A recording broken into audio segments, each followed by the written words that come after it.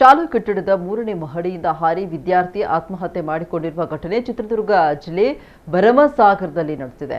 SSLC ವ್ಯಾಸಂಗ ಮಾಡ್ತಾ ಇದ್ದ 16 ವರ್ಷದ ಕೊಟ್ರೇಶ್ ಆತ್ಮಹತ್ಯೆ ಮಾಡಿಕೊಂಡ ವಿದ್ಯಾರ್ಥಿ. ಕೊಟ್ರೇಶ್ ಚಿತ್ರದುರ್ಗದ ಕರಿಯನ್ನಹಳ್ಳಿ ಮೂಲದವನು ಅಂತ ತಿಳಿದು ಬಂದಿದೆ. ಆತ್ಮಹತ್ಯೆಗೆ ಕಾರಣ ತಿಳಿದು ಬಂದಿಲ್ಲ. ಘಟನೆ ಬಗ್ಗೆ ಭರಮಸಾಗರ ಪೊಲೀಸ್ ಠಾಣೆ ಪ್ರಕರಣ ದಾಖಲಾಗಿದೆ.